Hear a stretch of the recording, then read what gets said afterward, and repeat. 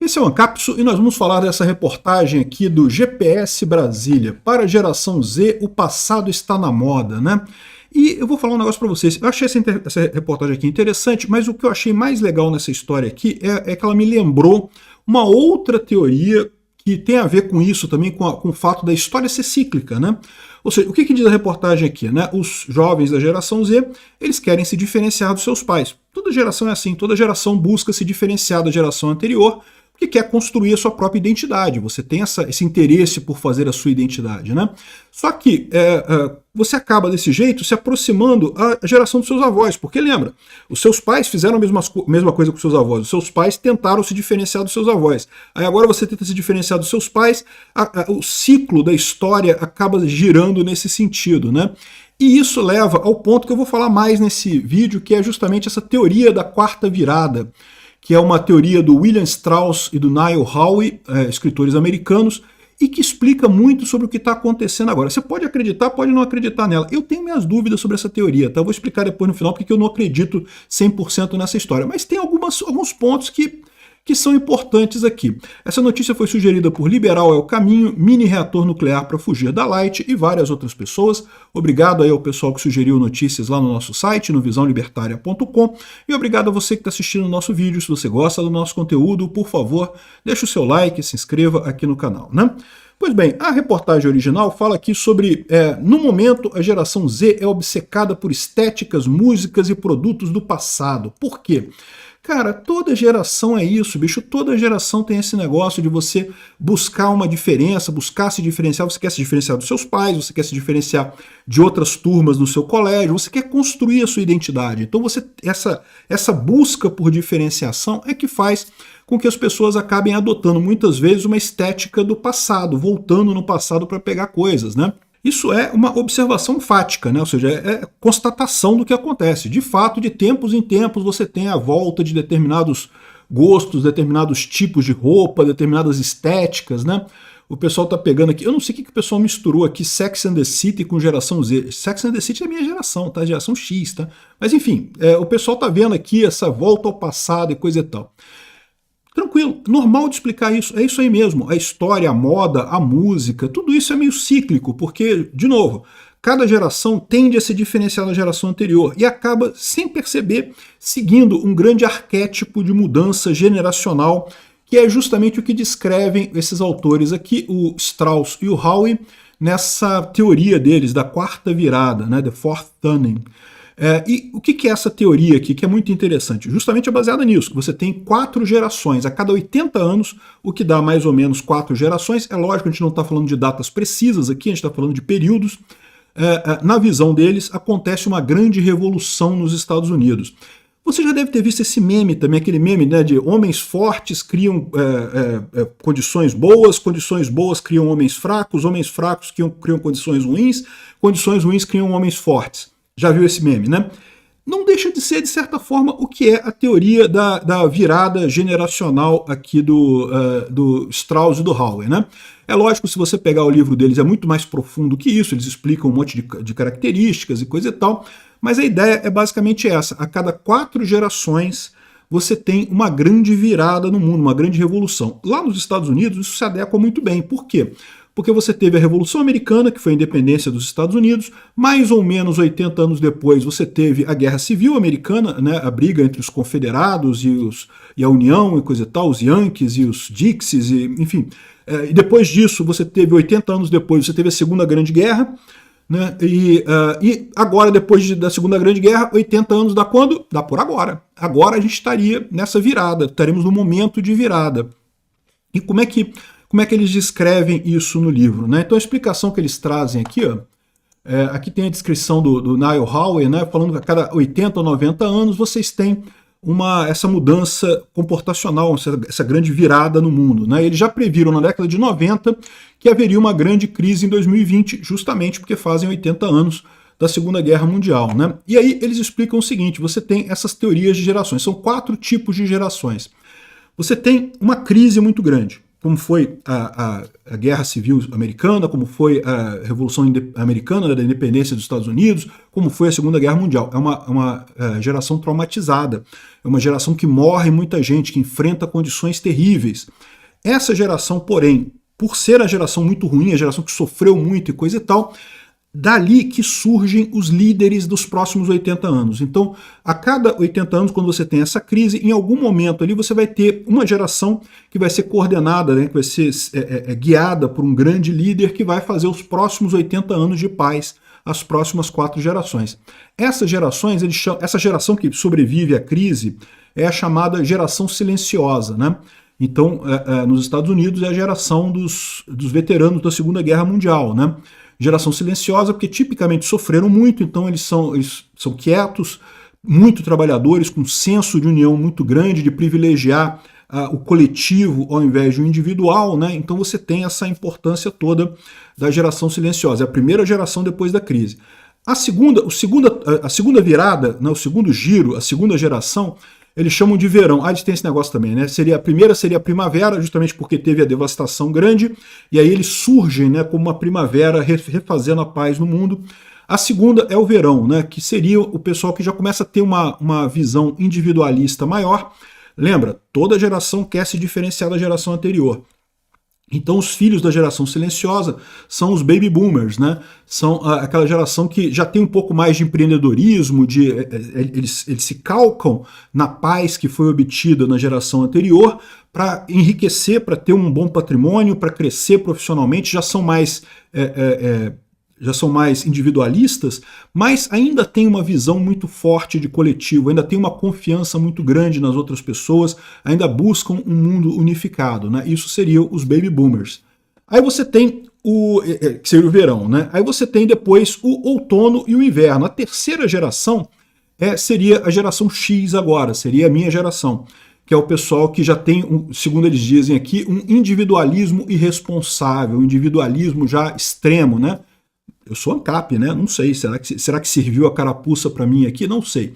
Mas, veja, embora eu seja ANCAP, embora eu privilegie o indivíduo sobre o social, e eu deixo isso muito claro, que realmente o indivíduo é o foco principal, o fato é que, em momento algum, eu nego a importância da coletividade. Tá? Eu sempre deixo muito claro aqui que eu acho que o ser humano é um ser que foi feito para viver em sociedade. A gente tem que respeitar o próximo, a gente tem que ter uma ética na convivência humana, porque é essencial, a gente foi feito para viver em sociedade. Eu acho que o indivíduo é mais importante que o social, mas o social é uma coisa muito importante também, né? Bom, enfim, isso daí é outra história. O que eles dizem é que a geração X é uma geração mais individualista ainda, e é quando a coisa começa a dar errado. Ih, caramba, a culpa é minha, tá vendo? A culpa é dos pais de vocês, ou do pessoal da minha idade, né? Bom, e aí a quarta geração é o inverno, que corresponde àquela geração que vai partir dessa nossa, e aí vai piorar ainda mais a coisa. Aí vai descambar e vai ter a crise. E aí quando tiver a crise, vai surgir uma nova geração silenciosa, que vai começar com um novo líder, vai começar com uma nova visão de mundo, e vai recomeçar toda a base da sociedade moderna em outros parâmetros, né? Então você pode ver isso também do ponto de vista da política, né? Quando teve a Revolução Americana, ainda predominavam as monarquias absolutistas, os estados que eram monarquia, ditadura. A gente chamaria hoje de ditadura, era tudo ditadura. A França era ditadura, a Inglaterra era ditadura, todo mundo era ditadura. O rei mandava, o rei era a lei, né? Veio a Revolução Americana, o que prevaleceu depois disso? Justamente o iluminismo, né? A ideia de que você tem que ter o governo, mas o governo tem que ser moderado, tem que ser controlado, você tem monarquias constitucionais e coisa e tal. É verdade que em alguns recantos do mundo ainda tem ditaduras por aqui, tem o Alexandre de Moraes aqui no Brasil, tem o Putin na Rússia e coisa e tal, mas via de regra o mundo todo caminhou para um modelo mais liberal com a Revolução Americana. Por quê? Justamente George Washington, a Revolução Americana, foi o estopim dessa nova virada. Ele acabou virando o arquétipo para todo o mundo, para os 80 anos seguintes, né? Depois daquilo veio um monte de outras revoluções, um monte de outras coisas, mas ali foi o começo da coisa, né? Isso é um ponto central, porque isso explica também porque o pessoal está preocupado com o Trump nos Estados Unidos. O pessoal está muito preocupado que o Trump seja o próximo George Washington, da reconstrução dos próximos 80 anos, né? Enfim, aí depois você teve a Guerra Civil Americana, que veio, depois disso, veio toda a visão de direitos humanos, né? Da visão de que somos todos iguais, né? Isso não existia antes. Na época do George Washington, eu não sei se George Washington tinha escravos, mas muitos dos pais fundadores americanos tinham escravos, era uma coisa que era considerado normal na época. Assim, eu sei que é um absurdo hoje em dia, mas na época era considerado normal você ter escravos, né? E aí você teve, depois de 80 anos, você teve a Revolução Americana, a Guerra Civil Americana, desculpa, e na Guerra Civil Americana surgiu todo o movimento dos direitos humanos e coisa e tal, da necessidade de todos serem tratados de forma igual perante a lei, não sei o que lá, o feminismo, tudo isso surgiu a partir dessa segunda virada, né?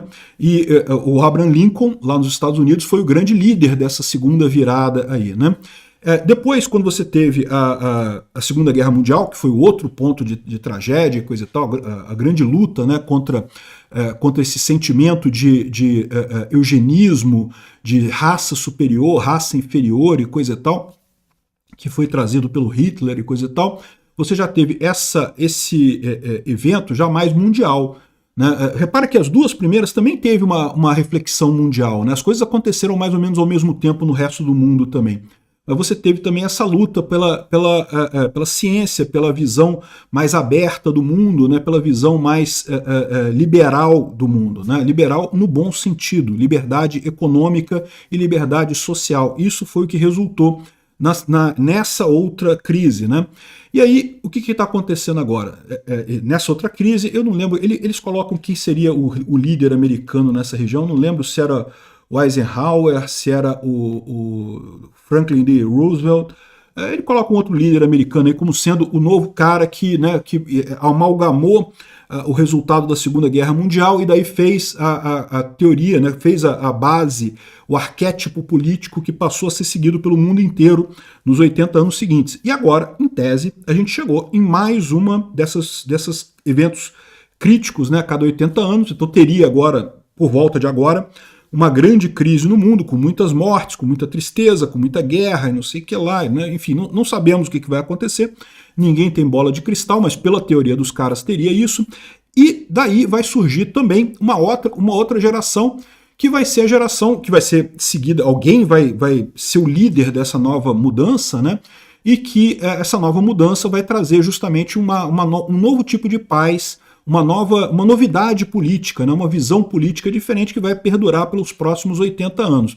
Eu adoraria que fosse justamente a questão libertária, o pessoal perceber que governos baseados em fronteiras são besteira, que as pessoas têm que... não pode ter governo coercitivo, o governo tem que ser voluntário, você tem que aceitar participar do governo. Não pode cobrar imposto de forma coercitiva. Isso resolve um monte de problemas. Seria uma saída maravilhosa. Eu não sei se a gente tem líderes capazes de fazer essa mudança toda no mundo. O Trump, ele é um cara mais a favor de Estado mínimo? Mas ele não chega a ser um libertário, né? O Milei seria. O Milei seria uma figura ótima, mas o Milei está na Argentina.